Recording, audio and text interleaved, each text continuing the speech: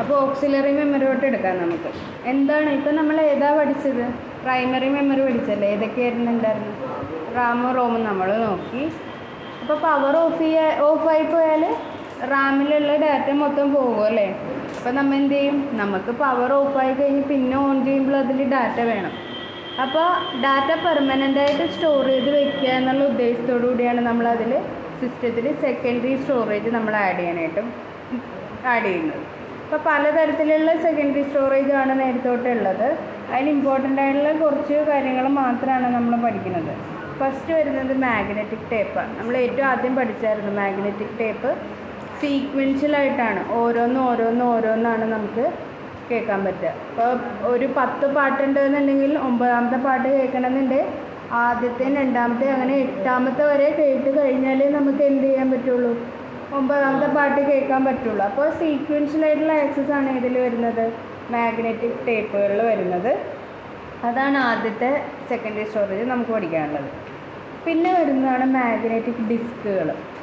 Magnetic ഡിസ്കുകളിൽ പല technologies നമ്മൾക്ക് വന്നു, പല പ്രൊഡക്റ്റും ഉണ്ട് നമുക്ക്. മാഗ്നറ്റിക് ഡിസ്കിലും ഈ പറഞ്ഞ പോലെ ഒരു ഫെറോ മാഗ്നറ്റിക് മെറ്റീരിയലാണ് കോട്ട് ചെയ്തിരിക്കുന്നത്. മാഗ്നറ്റിക് ടേപ്പിലും അങ്ങനെ തന്നെയാണ്, ഒരു മാഗ്നറ്റിക് മെറ്റീരിയലാണ് കോട്ട് ചെയ്തിരിക്കുന്നത്. അപ്പോൾ മാഗ്നറ്റിക് ഡിസ്കുകളിൽ നമ്മൾ നേരത്തെ യൂസ് ചെയ്തിരുന്നതാണ് ഫ്ലോപ്പി ഡിസ്ക് എന്ന് പറയുന്നത്. നിങ്ങൾ കണ്ടിട്ടുണ്ടോ ഫ്ലോപ്പി ഡിസ്ക്? ഒരു ചെറിയതായിരിക്കും. നമ്മുടെ CD ഡ്രൈവ് പോലെ തന്നെ ഫ്ലോപ്പി ഇടാനായിട്ടൊരു ഡ്രൈവും ഉണ്ട്. അപ്പോൾ ഈ ഫ്ലോപ്പി ഡ്രൈവ് നമ്മൾ ഡോസൊക്കെ യൂസ് ചെയ്യുന്നതായിരുന്നു നമ്മൾ എപ്പോഴും യൂസ് ചെയ്തിരുന്നതാണ്. MS DOS എന്ന് പറഞ്ഞൊരു ഓപ്പറേറ്റിംഗ് സിസ്റ്റം ഉണ്ട്, ഡിസ്ക് ഓപ്പറേറ്റിംഗ് സിസ്റ്റം. അപ്പോൾ ഈ ഓപ്പറേറ്റിംഗ് സിസ്റ്റം ആക്ച്വലി ലോഡാവുന്നത് മിക്കപ്പോഴും ഈ പറയുന്ന ഫ്ലോപ്പി ഡിസ്കിൽ നിന്നായിരിക്കും. ആ സമയത്തൊക്കെ നമ്മൾ കുറേ യൂസ് ചെയ്തിരുന്നു. പക്ഷേ അത് പിന്നെ എന്താ നമ്മൾ യൂസ് ചെയ്യേണ്ടതെന്ന് വെച്ചാൽ അതിന് ഭയങ്കര ലിമിറ്റഡ് ആയിട്ടുള്ള സ്റ്റോറേജാണ്. ഒരു 1.44 MB വരെയൊക്കെ നമുക്ക് സ്റ്റോർ ചെയ്യാൻ പറ്റുള്ളൂ. ഇന്ന് നമ്മൾ നമ്മുടെ ഫോണിൽ എടുക്കുന്ന ഫോട്ടോൻ്റെ അറിയാലോ എന്തോരം ഉണ്ടാവും എന്നുള്ളത്. 3-4 MB വരെ ഒരു ഫോട്ടോ ഉണ്ടാവും. അപ്പോൾ ആ ഒരു ഫോട്ടോ പോലും നമുക്ക് സ്റ്റോർ ചെയ്താൽ പറ്റാത്ത ഡിസ്കുകളാണ് ശരിക്കും എന്ത് ഈ പറയുന്ന ഫ്ലോപ്പി ഡിസ്കുകൾ എന്ന് പറയുന്നത്. ഒരു പ്ലാസ്റ്റിക് സ്ലീവിൻ്റെ ഉള്ളിലാണ് നമുക്കത് വരുന്നത്. ഓക്കെ, ഒരു 3.5 ഇഞ്ചസാണ് അതിൻ്റെ മൊത്തം ഇത് വരുന്നത്, സൈസ് വരുന്നത്. അപ്പോൾ ഫ്ലോപ്പി ഡിസ്കുകൾ ഇന്നിപ്പോൾ നമ്മൾ അങ്ങനെ അധികം യൂസ് ചെയ്യാറില്ല. പിന്നെ നമ്മൾ ഇന്ന് യൂസ് ചെയ്യുന്നത് എന്തെന്നാ, പെർമനൻറ്റ് സ്റ്റോറേജിന് വേണ്ടിയിട്ട് നമ്മൾ യൂസ് ചെയ്യുന്നത് ഹാർഡ് ഡിസ്ക് ഡ്രൈവുകളാണ്. നമ്മൾ നിങ്ങളിപ്പോൾ വേർഡിലോ അല്ലെങ്കിൽ എക്സലിലോ എന്തൊക്കെ ചെയ്തിട്ട് നിങ്ങൾ സേവ് ചെയ്യുകയാണെന്നുണ്ടെങ്കിൽ ആ സേവ് ചെയ്ത കോപ്പി എങ്ങോട്ടാണ് പോകുന്നത്? ഹാർഡ് ഡിസ്കിലേക്കാണ് പോകുന്നത്. ഹാർഡ് ഡിസ്കിൽ നിന്നാണ് പിന്നെ ലോഡ് ചെയ്തത്. ഓക്കെ, അപ്പോൾ സേവ് ചെയ്ത് കഴിഞ്ഞാൽ പെർമനൻറ്റ് സ്റ്റോറേജ് എന്നുള്ള രീതിയിൽ നമ്മൾ സേവ് ചെയ്യുന്നത് ഹാർഡ് ഡിസ്ക്കാണ്. ഹാർഡ് ഡിസ്കും ഈ പറഞ്ഞ പോലെ തന്നെ ഒരു മാഗ്നറ്റിക് ഡിസ്ക്കാണ്. 2 സൈഡിലും നമുക്ക് സ്റ്റോർ ചെയ്യാനായിട്ട് പറ്റും. പിന്നെ ഇതിൽ ഫ്ലോപ്പി ഡിസ്കിൽ സ്റ്റോർ ചെയ്യുന്ന പോലെ തന്നെയാണ് ഡാറ്റയും സ്റ്റോർ ചെയ്തിരിക്കുന്നത്. പക്ഷേ എന്താ, നമുക്ക് സ്റ്റോറേജ് കപ്പാസിറ്റി എന്ന് പറയുന്നത് ഭയങ്കര കൂടുതലാണ്. ഓക്കെ, അപ്പോൾ സ്റ്റോറേജ് കപ്പാസിറ്റി ഇപ്പോൾ പെട്രാബൈറ്റ്സും ടെട്രാബൈറ്റ്സ് ഒക്കെ ഉള്ള ഹാർഡ് ഡിസ്കുകൾ നമുക്ക് അവൈലബിൾ ആണ് മാർക്കറ്റിൽ. അപ്പോൾ അങ്ങനെ ഹൈലി സ്റ്റോറേജ് കപ്പാസിറ്റി കൂടുതലുള്ള ഹാർഡ് ഡിസ്കുകൾ ഇന്ന് നമുക്ക് മാർക്കറ്റിൽ അവൈലബിൾ ആണ്. അതുപോലെ തന്നെ ഈ ഹാർഡ് ഡിസ്കുകൾ നമ്മൾ ഒരെണ്ണം കമ്പ്യൂട്ടർ സിസ്റ്റത്തിൻ്റെ ഉള്ളിലുണ്ടാവും. വേണമെന്നുണ്ടെങ്കിൽ നമുക്ക് എക്സ്റ്റേണൽ ഹാർഡ് ഡിസ്കുകൾ കണക്ട് ചെയ്യാം. USB ഡ്രൈവ് ഉണ്ടെന്നുണ്ടെങ്കിൽ നമുക്ക് എക്സ്റ്റേണൽ ആയിട്ടൊരു ഹാർഡ് ഡിസ്ക് വെക്കാം. എന്നിട്ട് അതിലേക്ക് വേണമെന്നുണ്ടെങ്കിൽ നമുക്ക് ഡാറ്റ സ്റ്റോർ ചെയ്യാനായിട്ട് പറ്റും. ഓക്കെ, അപ്പോൾ അത്രയാണ് ഹാർഡ് ഡിസ്കിനെ പറ്റി നമുക്ക് നോക്കാനുള്ളത്. പിന്നെ അടുത്ത എന്താണ്, ഒപ്റ്റിക്കൽ ഡിസ്കുകളാണ് അടുത്ത ഡിവിഷൻ വരുന്നത്. അത് ഇലക്ട്രിക്കലാണ് പഠിച്ചത്. ഇലക്ട്രിക്കലിൽ ഏത് വന്നു? റാമും റോമും ഫ്ലാഷ് മെമ്മറിയും വന്നു. പിന്നെ മാഗ്നറ്റിക്കിലാണ് നമ്മൾ ഈ ഫ്ലോപ്പി ഡിസ്കും ഹാർഡ് ഡിസ്ക് ഡ്രൈവും പഠിച്ചത്. ഇനി ഒപ്റ്റിക്കൽ ഡിസ്കുകളാണ് നമ്മൾ പഠിക്കാൻ പോകുന്നത്. ഒപ്റ്റിക്കൽ ഡിസ്കുകളിൽ നമുക്ക് ആദ്യം നോക്കാനുള്ളത് സിഡിയുടെ ഫുൾ ഫോം എന്താ? കോമ്പാക്ട് ഡിസ്ക് എന്നാണ് സിഡിയുടെ ഫുൾ ഫോം. അപ്പോൾ ഈ CDസിൽ എങ്ങനെയാണ്? ഒപ്റ്റിക്കൽ വെച്ചിട്ടാണ്, ലൈറ്റ് വെച്ചിട്ടാണ് റീഡിങ്ങും കാര്യങ്ങളെല്ലാം ചെയ്യുന്നത്. ഒരു പോയിൻ്റർ ഉണ്ട്, അതിങ്ങനെ റൊട്ടേറ്റ് ചെയ്തുകൊണ്ടിരിക്കും. നമുക്കറിയാം ഓരോ ട്രാക്കുകളുണ്ട് അതിന്. ശരിക്കും ലൈറ്റ് അടിച്ച് നോക്കിയാൽ നമുക്ക് ആ ട്രാക്കുകൾ കാണാൻ പറ്റും. ഇപ്പോൾ നമ്മൾ DVD ശരിക്കും അറിയാൻ പറ്റും എത്ര ഭാഗത്ത് ഡാറ്റ ഉണ്ട് എന്നുള്ളത്. അവിടെ മാത്രമേ ഇത്തിരി ഡാർക്ക് ആൻഡ് സ്പോട്ടുകൾ ഉണ്ടാവും, ആ സർക്കിൾസ് കറക്റ്റായിട്ട് നമുക്കറിയാൻ പറ്റും. അപ്പോൾ സി ഡി എന്ന് പറയുന്നത് എന്തെന്നാ ശരിക്കും കോമ്പാക്ട് ഡിസ്ക്കാണ്. ആദ്യം ഇറങ്ങിയ സി ഡികൾ എങ്ങനെയായിരുന്നു? റീഡ് ഓൺലി ആയിരുന്നു.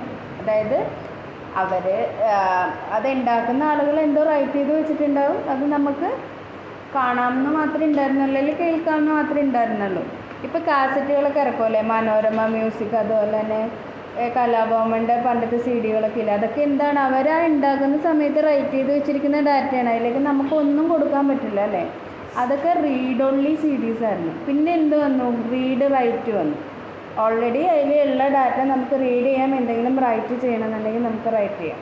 അപ്പോൾ സി ഡി RW ആണ് അത്. ഓക്കെ, അപ്പോൾ അങ്ങനത്തെ സി ഡീസ് വന്നു. അത് കഴിഞ്ഞ് സി ഡിയുടെ പ്രത്യേകത എന്താണെന്ന് വെച്ചാൽ, ചില ഡാറ്റാസ് നമുക്ക് ചെയ്യുമ്പോൾ ചിലപ്പോൾ വീഡിയോസോ അല്ലെങ്കിൽ നമ്മൾ 3D മായ പോലുള്ളത് വെച്ചിട്ടൊക്കെ ക്രിയേറ്റ് ചെയ്യുന്ന അനിമേറ്റഡ് വീഡിയോസും കാര്യങ്ങളൊക്കെ ചെയ്യാൻ നേരത്ത് എന്താ, ഇത് കറക്റ്റായിട്ട് റെൻഡർ ചെയ്യില്ല, അല്ലെങ്കിൽ വർക്ക് ചെയ്യില്ല, ഇൻകറക്റ്റഡ് ഫോർമാറ്റൊക്കെ വരും.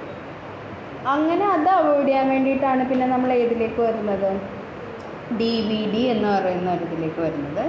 സി ഡിയിൽ ഒരു 700 MB ഒക്കെ നമുക്ക് സ്റ്റോർ ചെയ്യാനായിട്ടും പറ്റുള്ളായിരുന്നു. DVD എന്ന് പറഞ്ഞാൽ ഹൈ സ്റ്റോറേജ് കപ്പാസിറ്റി നമുക്ക് കിട്ടാൻ തുടങ്ങി. ഒരു 5 GB അടുത്ത് വരെ 4.75 ഒക്കെ വരെ നമുക്ക് കിട്ടും. അപ്പോൾ ഈ DVDയുടെ കേസിലെന്ന് വെച്ചാൽ എന്ത് ഡാറ്റയാണെന്നുണ്ടെങ്കിലും അത് റൈറ്റ് ചെയ്തോളും, കറക്റ്റ് ഫോർമാറ്റിൽ നമുക്കത് പിന്നെ റിട്രീവ് ചെയ്തെടുക്കാനും ചെയ്യും. അപ്പോൾ DVD സി ഡി അങ്ങനെയാണ്. DVD full form digital versatile disc എന്നാണ് അതിൻ്റെ ഫുൾ ഫോം വരുന്നത്. കപ്പാസിറ്റി ഏതാണ്ട് 4.7 തൊട്ട് 15 GB വരെയൊക്കെ നമുക്ക് കിട്ടും. ഇന്നിപ്പോൾ വിപണിയിൽ അതിലും കൂടുതൽ ഹൈ കപ്പാസിറ്റിയുള്ള DVDs നമുക്ക് അവൈലബിൾ ആയിട്ടുണ്ടാവും. DVD ഒക്കെ ഇപ്പോഴും യൂസ് ചെയ്യുന്നുണ്ട്. VCD അല്ല, DVD യൂസ് ചെയ്യുന്നില്ലേ? കാസറ്റ് അല്ല, നമ്മുടെ DVD ഇങ്ങനെ ഡിസ്ക്. ഇപ്പോഴും നമുക്ക് ശരിക്കും പറഞ്ഞാൽ ഈ വീഡിയോഗ്രാഫിയുടെയൊക്കെ ഔട്ട്പുട്ട് നമുക്ക് തരുന്നത് DVD തന്നെയാണ്. മറ്റേത് ഇതിലെന്താ പ്രത്യേകത? പെൻഡ്രൈവ് ഇതും തമ്മിൽ, പെൻഡ്രൈവിൽ വൈറസ് അറ്റാക്ക് ചെയ്ത ഡാറ്റ മൊത്തം പോകും. പക്ഷെ സി ഡിയിലും DVD റൈറ്റ് ചെയ്ത ഡാറ്റ വൈറസ് അറ്റാക്ക് ചെയ്താൽ പോകില്ല. അതാണ് അതിൻ്റെ ഇത് വരുന്നത്. അപ്പോൾ എന്താണ്, ഇപ്പം നമ്മളുടെ ഇവിടെ ലാബ് സെക്ഷൻസ് ആണെന്നുണ്ടെങ്കിലും എക്സാം നടത്തുന്ന കോപ്പി നമ്മൾ എന്തിലേക്കാണ് സേവ് ചെയ്ത് വെക്കുന്നത്? DVD അല്ലെങ്കിൽ സി ഡിയിൽ സേവ് ചെയ്ത് വെക്കും. പെൻഡ്രൈവിലാക്കിയിട്ട് കാര്യമില്ല. വേറെ ഏതെങ്കിലും വൈറസുള്ള അറ്റാക്കുള്ള സിസ്റ്റത്തിൽ കൊണ്ടുപോയി ഇട്ടിട്ടുണ്ടെങ്കിൽ ആ വൈറസ് കോപ്പി കൂടെ ഇതായി പോവും. ഓക്കെ, അപ്പോൾ നമ്മൾ അതെല്ലാം ചെയ്യുന്നത് ഡിസ്ക് വഴി തന്നെയാണ്. ഇപ്പോഴും നമ്മൾ യൂസ് ചെയ്യുന്നുണ്ട്. വേറൊരു ഡിസ്ക്കാണ് ബ്ലൂറേ ഡിസ്ക് എന്ന് പറയും. DVD പോലെ തന്നെയാണ്, പക്ഷെ അതിന് ആ പേര് വരാൻ കാരണം എന്ന് വെച്ചാൽ ബ്ലൂറേ ഡിസ്ക് അസോസിയേഷൻ എന്ന് പറയുന്ന അസോസിയേഷൻ ഉണ്ടാക്കുന്ന മാനുഫാക്ചർ ചെയ്യുന്ന ഒരു ഡിസ്ക്കാണ് ഈ ബ്ലൂറേ ഡിസ്ക് എന്ന് പറയുന്നത്. നമ്മുടെ DVD ആയിട്ട് സിമിലർ ആണെന്ന് പറയാം, പക്ഷേ അതിൻ്റെ സ്റ്റോറേജ് കപ്പാസിറ്റി ഹൈ ആണ്. അതായത് ഒരു സൈഡിൽ ഇവർക്ക് 25 GB സേവ് ചെയ്യുക. അപ്പോൾ രണ്ട് സൈഡ് ആകുമ്പോൾ ഏതാണ്ട് 50 GB ഡാറ്റ ഒരു ഡിസ്കിൽ നമുക്ക് സേവ് ചെയ്യാനായിട്ട് പറ്റും. അപ്പോൾ അതാണ് ബ്ലൂറേ ഡിസ്ക് എന്ന് പറയുന്നത്. പേര് വരാൻ കാരണം ബ്ലൂറേ ഡിസ്ക് അസോസിയേഷൻ ഉണ്ടാക്കുന്ന കൊണ്ടിട്ടാണ് അങ്ങനെ വരുന്നത്. അടുത്ത എന്താണ്? പെൻഡ്രൈവ്. ഇപ്പോൾ നമ്മൾ യൂസ് ചെയ്യുന്നത് അതാണല്ലേ, പെൻഡ്രൈവ്സാണ് യൂസ് ചെയ്യുന്നത്. ഇപ്പോൾ DVD ആണെങ്കിലും സി ഡി ആണെങ്കിലും നമുക്ക് റൈറ്റ് ചെയ്യണമെങ്കിലും പ്ലേ ചെയ്യണമെങ്കിലും എന്ത് വേണം? അതിൻ്റെ ഡ്രൈവുകൾ വേണം, അല്ലാണ്ട് നടക്കുമോ? ഇല്ല. പക്ഷേ പെൻഡ്രൈവിനെ സംബന്ധിച്ച് എന്താണ്, അത് USB ആണ് യൂസ് ചെയ്യുന്നത്. USB പോർട്ടാണ് അത് യൂസ് ചെയ്യുന്നത്. അതായത് യൂണിവേഴ്സൽ സീരിയൽ ബസ് എന്ന് പറയുന്ന ആ പോർട്ട് നമ്മുടെ ചാർജറിൻ്റെ അഡാപ്റ്ററിലൊക്കെ വരുന്ന അത് തന്നെയാണ്. ഇപ്പോൾ USB-യുടെ ഫുൾ ഫോം എന്താ? Serial bus. നമ്മുടെ ചാർജറിൻ്റെ അഡാപ്റ്ററൊക്കെ അതാണ്. അല്ല, ഇപ്പോൾ മൗസ് നമ്മൾ USB ആണ്. എന്ത് കാര്യം ഇപ്പോൾ USB വന്നല്ലേ? എന്തുകൊണ്ടാണ് USB നമ്മൾ യൂസ് ചെയ്യണത്? നമ്മൾക്കിപ്പോൾ ഞാൻ പറഞ്ഞു CD ഡ്രൈവ് വേണം, അല്ലാന്നുണ്ടെങ്കിൽ വേറെ എന്തെങ്കിലും ഡിവൈസ് നമ്മൾ കുത്തണം എന്നുണ്ടെങ്കിൽ അതിൻ്റെ സോഫ്റ്റ്വെയർ ഇൻസ്റ്റാൾ ചെയ്യണമായിരുന്നു. പണ്ട് സോഫ്റ്റ്വെയർ ഇൻസ്റ്റാൾ ചെയ്യണം, ഇൻസ്റ്റാളേഷൻ സോഫ്റ്റ്വെയർ ഉണ്ടായിരുന്നു. നമുക്ക് ഓരോ കുഞ്ഞ് CD ആയിട്ടായിരിക്കും ആ DVD ആ CD വരെ. അത് ഇൻസ്റ്റാൾ ചെയ്താലേ നമുക്ക് ഉപയോഗിക്കാൻ പറ്റുള്ളായിരുന്നു. പക്ഷേ USB-യുടെ ആണെന്നുണ്ടെങ്കിലോ അത് പ്ലഗ് ആൻഡ് പ്ലേ ആണ്. നമ്മൾ കുത്തിയാൽ ഓട്ടോമാറ്റിക്കലി സോഫ്റ്റ്വെയർ ഇൻസ്റ്റാൾ ആയിക്കോളും. ആ സിസ്റ്റത്തിനെ നമ്മൾ എന്താണ് കുത്തിയത് അത് ഓട്ടോമാറ്റിക്കലി എടുത്തോളും. അതാണ് അതിൻ്റെ ഏറ്റവും വലിയ ബെനിഫിറ്റ്. അപ്പോൾ എവിടെ വേണേലും നമുക്ക് കുത്താം, പ്ലഗ് അത് തന്നെത്താനെ അതിന് വേണ്ട സോഫ്റ്റ്വെയർസ് എല്ലാം ഇൻസ്റ്റാൾ ചെയ്തു.